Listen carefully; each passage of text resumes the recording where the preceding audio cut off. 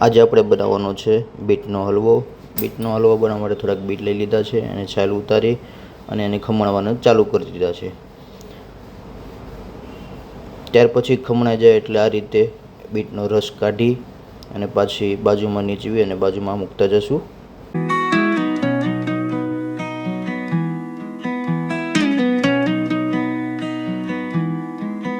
આ રીતે હરખું નીચવી અને પછી થોડોક રસ વધારે કાઢી અને પછી બાજુમાં મૂકી દેવાનું. બધી વસ્તુ જેટલું બીટ છે એટલું બધું ખમણાઈ ગયેલું છે એ બધું આ જો નીચવાઈ ગયું છે.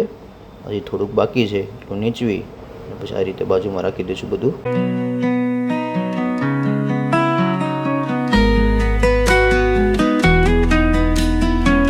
પછી આ જે રસ વધ્યો છે, જે નીચવાતો રસ જે આવ્યો છે, એક વાટકામાં લઈ લેશું અને પછી એને મૂકી દઈશું સાઈડમાં. હવે એક બકડીયું લઈ લીધું છે, એમાં થોડુંક ઘી નાખી દીધું છે. ઘી થોડુંક ઊનું થવા દઈએ. ઘી આ રીતે ઊનું થઈ જાય પછી એની અંદર ધીમે ધીમે જે બીટ ખમણું છે એ આપણે નાખશું અને ઘીમાં શેકી નાખશું. તો આ રીતે બધું બીટ એકારે નાખી દઈશું. બીટ નાખી ગયા પછી એને હલાવવાનું ધીમે ધીમે, એકદમ પ્રોપર ઘીમાં શેકાવા દેવાનો.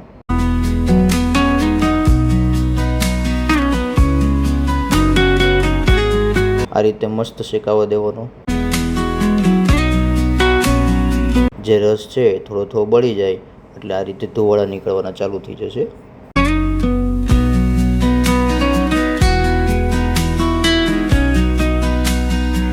આ રીતે હલાવતું રહેવાનું એટલે નીચે બેસે નહીં. હવે આપણે દૂધ નાખીશું. 4 બાટલી આપણે દૂધ નાખશું. ગોલ્ડ દૂધ નાખીએ.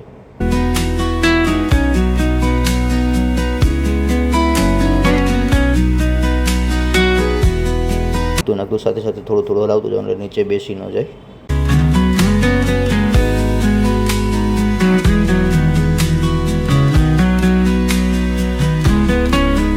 તો 4 બાટલી દૂધ નાખાઈ ગયા પછી એને મસ્ત રીતે આ રીતે હલાવતું રહેવાનું. હવે દૂધ બળે નહીં ત્યાં લગન એકદમ મસ્ત હલાવવાનું છે.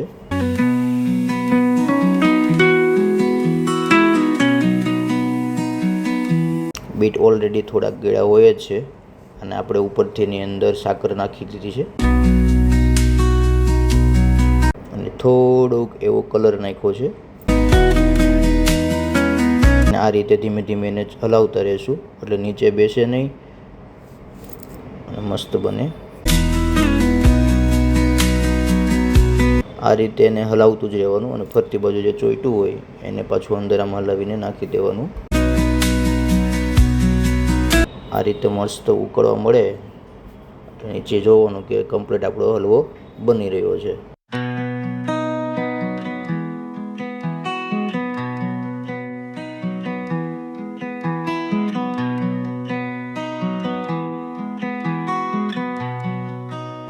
આ રીતે મસ્ત હલાવતું રહેવાનું એટલે નીચે બેસે નહીં. એ ખાસ ધ્યાન રાખવાનું, નકર નીચે બેસી જશે તો એની વાસ આવશે.